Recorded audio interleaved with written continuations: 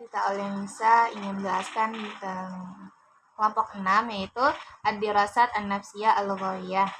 Secara etimologi, psikolinguistik terbentuk dari kata psikologi dan linguistik yang merupakan dua cabang ilmu yang berbeda yang berdiri masing-masing. Psikolinguistik merupakan ilmu yang menguraikan proses-proses pengeluaran proses-proses psikologi yang terjadi apabila seseorang menghasilkan bahasa atau kalimat dan memahami kalimat yang didengarnya waktu berkomunikasi dan bagaimana kemampuan berbahasa itu diperoleh manusia.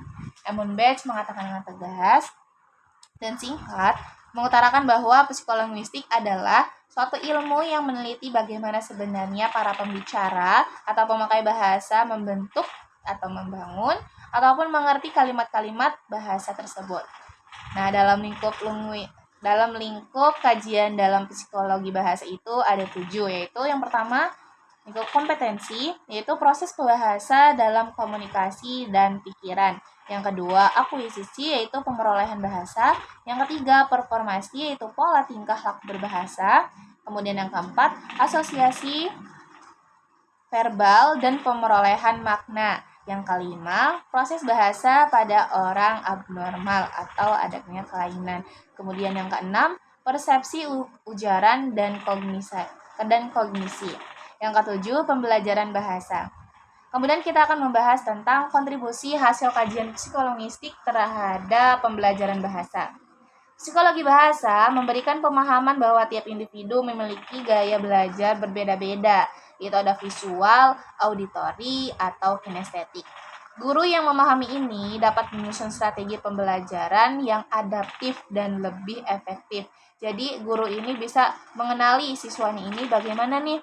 Siswanya termasuk yang belajar berbahasanya itu dengan visual kah atau auditori. Jadi bisa lebih memahami dan juga lebih tepat sasaran seperti itu.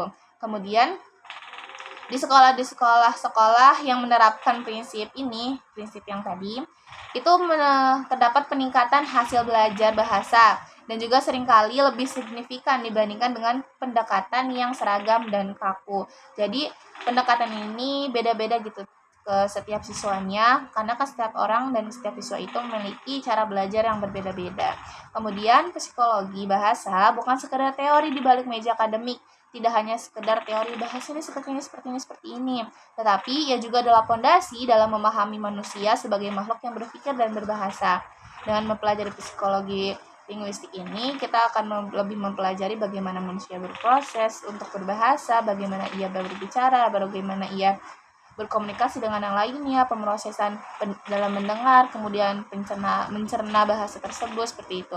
Kemudian dalam dunia pendidikan bahasa, menguasai psikologi bahasa adalah seperti memiliki peta dalam perjalanan yang panjang. Seperti kita tuh sudah tahu, nanti ketika pemperolehan bahasa itu bagaimana, targetnya siapa, kemudian bekalnya apa saja, seperti peta yang sangat panjang dan tepat.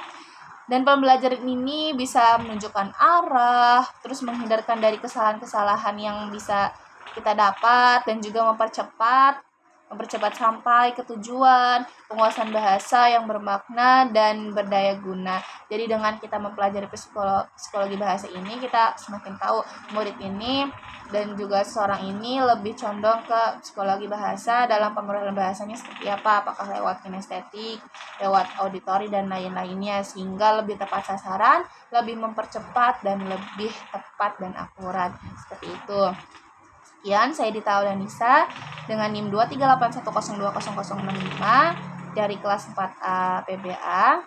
Terima kasih. Wassalamualaikum warahmatullahi wabarakatuh.